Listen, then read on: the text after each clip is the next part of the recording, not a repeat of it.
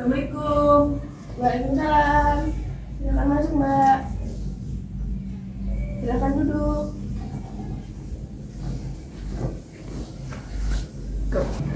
Ini betul dengan Mbak Dinda yang chat saya semalam? Oh iya Bu, saya yang chat Ibu semalam. Oh, Mbak Dinda tahu saya dari siapa? Dari temen Bu, temen yang kasih tahu kalau di sini bisa konseling. Dari teman. Sebelumnya Mbak Dinda sudah pernah melakukan konseling belum? Belum Bu, ini pertama kali buat saya. Jadi Mbak Dinda belum tahu konseling itu apa? Iya. Ya, jadi saya jelasin ya. Jadi konseling itu suatu proses pemberian bantuan dari konselor kepada konseli untuk membantu menyelesaikan masalah. Nah, nanti Mbak, saya harap Mbak menceritakan masalah Mbak itu secara terbuka dan jujur. Nanti semua cerita yang Mbak ceritakan akan saya jaga kerahasiaannya, dan Mbak nggak perlu takut kalau rahasianya itu akan tersebar kemana-mana. Jadi paham Mbak? Paham Bu. Mbak kesini secara sukarela kan ya? Iya Bu, saya datang ke sini atas kemauan saya sendiri. Alhamdulillah. Nah, jadi gini Mbak, sebelum kita mulai lebih lanjut konseling ini, kita buat kesepakatan waktu. Waktunya itu 10 sampai 30 menit. Kita sepakati berapa menit Mbak kira-kira? Saya cukup 10 menit Bu. Oke, kita sepakati 10 menit ya. Iya. Sekarang Mbak boleh ceritakan permasalahan Mbak. Jadi gini Bu, saya kan anak kos ya, karena saya jauh dari orang tua dan pulangnya itu kalau libur panjang aja, kayak libur semester gitu atau libur hari-hari besar gitu. Karena itu jadi saya tuh sering ngerasa kesepian gitu Bu. Kalau di kos kan saya kos sendiri ya, saya bukan orang sendiri, jadi kayak nggak terlalu akrab gitu selain sama teman-teman kampus. Saya sering ngerasa kesepian, apalagi kalau pas pulang kuliah itu waktu saya buka pintu biasanya kalau di rumah kan ada yang jam salam gitu Bu, jadi saya cuma sendiri kosong gitu kayak hampa gitu Bu. Terus karena kesepian itu saya jadi sering sering melo karena kangen sama orang rumah gitu, kangen sama ibu, kangen sama ayah gitu. Jadi Mbak itu merasa kesepian karena nggak punya teman. Iya Bu, sebenarnya bukan karena nggak punya teman sih Bu, karena emang sebenarnya punya teman, cuman kalau untuk di kos tuh nggak ada. Jadi kayak saya benar-benar sendirian di kosan karena nggak terlalu akrab sama mbak kosan ya. Jadi tidak punya teman tuh saat di kosan saja. Jadi Mbak merasa kesepian karena tidak punya teman di kosan. Iya. Terus Mbak udah pernah mencoba belum untuk mengakrabkan diri? Udah Bu, saya kayak kalau keluar kamar gitu ketemu sama mbak kos, saya sapa kayak mbak gitu. Cuman kadang yang disapa itu kayak males gitu loh Bu, kayak buang muka gitu. Jadi sayanya agak tersinggung gitu. Jadi makanya dari situ saya nggak mau lagi nyapa-nyapa. Tapi bukan berarti saya punya hubungan yang buruk, itu bukan Bu. Hanya tidak berkomunikasi lagi saja karena mbaknya itu kalau disapa gitu ada yang jutek, ada yang kayak balik sapa, tapi kalau beberapa kebanyakan jutek. Jadi kayak saya jadi tersinggung gitu Bu waktu disapa, tapi tidak dibalikan sapaannya, itu merasa tidak dihargai gitu Bu. Terus kamu nggak memasukkan itu dalam hati kan?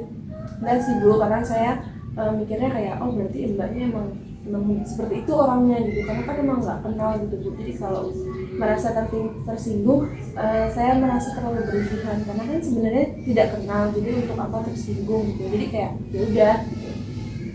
Tadi juga bilang kalau kamu tuh sering melo karena jauh dari orang tua gitu. Kamu tuh kalau pas lagi melo gitu, kamu pernah kayak punya inisiatif, aku nelpon ayah lah atau nelpon ibu lah biar kamu hilangkan rasa melo gitu? Iya Bu, malah sering, karena kalau hampir tiap hari sih sebenarnya kalau mau telepon gitu. Cuman orang tua aku tuh kayak sadar gitu kalau anak ini aku ini telepon terus tuh bawaannya pengen pulang. Jadi kayak orang tua aku tuh mau membatasin teleponan sama aku gitu. Bukan berarti kayak gak usah telepon gitu, bukan. Jadi kayak udah kalau telepon itu pada saat-saat tertentu aja gitu, nggak usah setiap hari. Kalau nggak seminggu sekali, apa 2 minggu 2 kali, apa 3 kali kayak gitu, jangan setiap hari. Karena kalau setiap hari itu akunya makin melo, terus makin pengen pulang gitu, makin rindu rumah gitu. Terus kalau udah kayak gitu nih, kamu orang tua kamu membatasi kamu buat nggak nelpon terus apa yang kamu lakukan? Kalau dari waktu itu sih aku kan dari sini tuh dari awal semester 1 tuh sering banget telepon. Terus orang tua aku itu kayak kesel mungkin ya karena aku teleponin terus, karena aku setiap nelpon tuh kayak aku tuh pengen pulang, nggak pengen di sini gitu, pengen pulang gitu, awal-awal kuliah itu. Terus di semester selanjutnya itu udah mulai ada dibatasin teleponannya biar nggak rewel gitu, karena terlalu rewel takutnya ngeganggu aku kuliah gitu. Terus akhirnya adikku gitu kayak nanya, ya ibu udah tidur belum kayak gitu, kalau ayah udah pulang kerja belum kayak gitu bu. Kadang adikku balasnya lama, jadinya semester 2 itu aku ini apa namanya tak chat adikku gitu, kalau nggak kakakku tanya-tanya gitu kayak di rumah gimana, terus kabarnya orang tuaku gimana gitu. Kayak karena ayahku tuh handphonenya itu selalu sibuk kok di telepon karena kan kerja. Kalau ibuku memang jarang menelepon telepon di telepon, jadi kayak yang bisa dihubungi cuma kakak sama adik aja sih. Jadi alternatif lain untuk menghubungi orang tua itu bisa melalui kakak atau adik ya? Iya. Jadi kamu setelah menghubungi kakak atau adikmu nih, kamu sudah merasa puas belum dengan kabarnya mereka? Sebenarnya sedikit tidak puas sih bu, karena kan saya kan melo nih, orangnya gampang meloan. Terus saya itu kalau sama orang tua tuh pengen banget bu, kayak ngalem gitu. Jadi kalau cuma dengar kabarnya saya nggak puas gitu, jadi saya tetap harus telepon gitu. Jadi saya video call adik saya gitu. Kalau adik saya langsung angkat berarti orang tua saya tidak repot gitu. Jadi kalau saya tidak diangkat itu berarti orang tua saya sedang repot. Tapi tetap saya minta adik saya untuk voice note lewat WhatsApp supaya saya dengar suara orang tua saya, itu yakinin saya kalau orang tua saya itu lagi sama saya gitu loh bu, karena saya suka parno gitu, soalnya kan saya jauh nih gitu bu. Nah iya, tadi kan bisa dengan alternatif lain ya, misalnya adik kamu atau kakakmu. Nah terus upaya kamu nih ketika kesepian, nggak ada teman, terus temennya cuman di kampus doang, terus upaya kamu untuk menghilangkan rasa kesepian kamu itu gimana? Main HP bu. Kadang kalau masih ada tugas nih bu, saya ngerjain tugas. Saya ini kan emang hobinya apa ya, kayak mengerjakan yang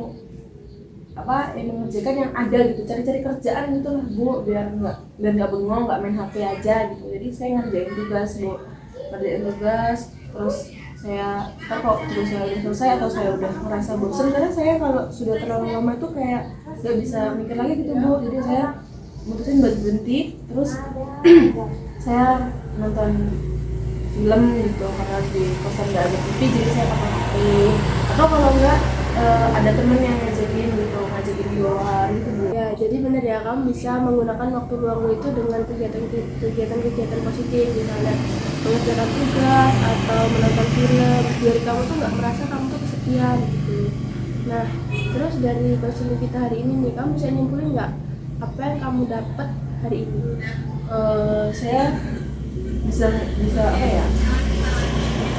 merasa lega sih bu, terutama karena selama ini orang-orang kan taunya saya itu cengengesan gitu bu, padahal sebenarnya saya tuh merasa kesepian kalau sendiri, karena teman-teman kan nggak mungkin nginep di kosan ya bu ya. Jadi saya ngerasa kesepian aja. Kesepian tuh kayak cuman pas belum tidur aja gitu bu. Jadi kayak itu sih saya udah lega. Terus juga saya juga lebih berpikir gitu, kalau saya tuh nggak boleh begini terus gitu, nggak boleh kayak manja gitu. Jadi kalau bisa ada alternatif lain kenapa enggak gitu. Saya tidak akan memaksakan kalau saya ini harus telepon gitu ya. Jadi itu sih bu. Ya bagus ya, kalau kamu sudah paham. Nah berhubung waktunya sudah habis, kita akhiri konseling pada pagi hari ini. Semoga konseling hari ini dapat kamu terapkan dengan baik. Nah, kalau ada masalah yang ingin kamu ceritakan lagi, bisa datang ke tempat ibu. Ya bu. Baik, ibu ucapkan terima kasih karena kamu telah datang menemui ibu untuk konseling pada hari ini. Semoga kita semua dalam keadaan sehat selalu. Ya bu, saya juga mau terima kasih karena ibu sudah mau mendengarkan cerita saya dengan meluangkan waktu ibu. Kalau gitu saya pamit pulang ya bu. Hati-hati ya mbak. Iya bu.